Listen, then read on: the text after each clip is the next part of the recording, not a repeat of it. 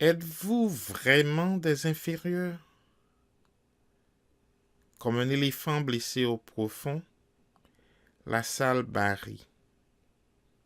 Alors, avec une éloquence haletante, hachée, il jeta en vrac ces mots sur l'assemblée pantoise. Il n'y a pas de doigt qui tienne. Sans la force pour l'étayer, le droit n'est qu'un mot vide de sens. Chaque peuple a son point pour droit. Si ce point est débile, tant pis pour lui. Vous croyez vraiment que ces puissances dont vous espérez le secours s'aliéneront à cause de vos prosopopées, l'amitié d'une nation riche et bien armée? Laissez-moi rire. D'ailleurs, dès qu'une race est esclave, elle a tort.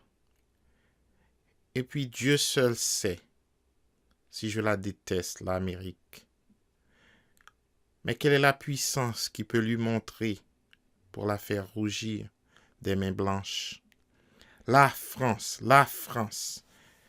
clama la salle. Roger Sinclair eut un sourire énigmatique et répondit: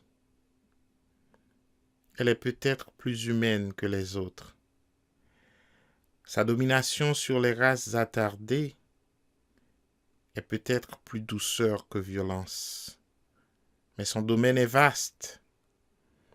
Ces élites devant lesquelles on est obligé, par simple esprit de justice, de se découvrir, savent-elles ce qui se passe d'horreur dans les coins perdus de son territoire colonial? La France, je l'estime autant que vous, mais avec lucidité. Je ne peux pas non plus lui demander l'impossible.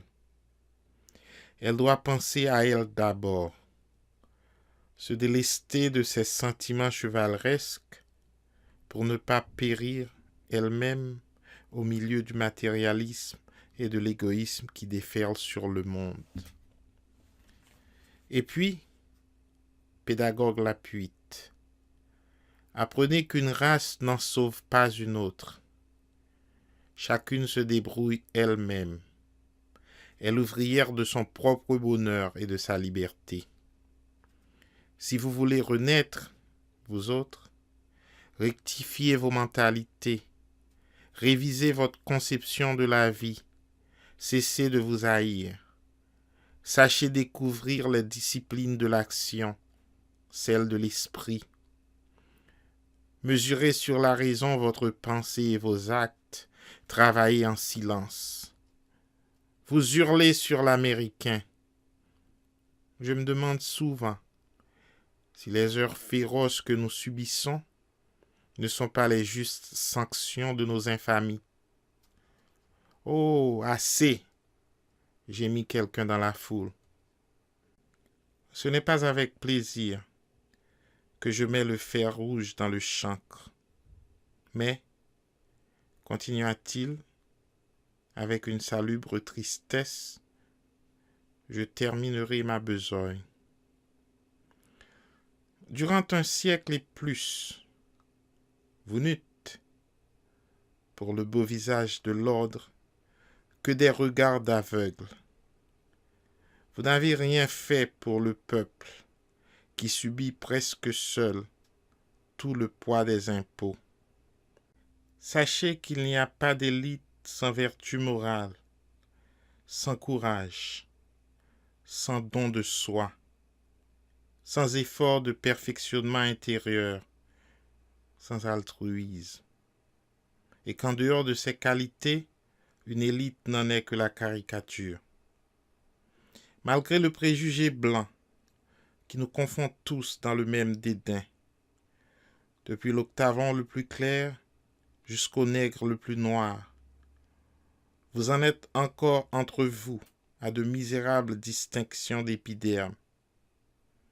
Ne vous plaignez pas du préjugé américain.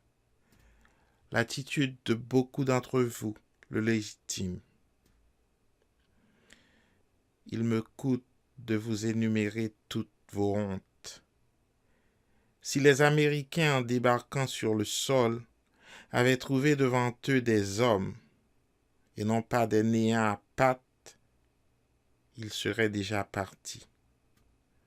Stephen Alexis, le nègre masqué.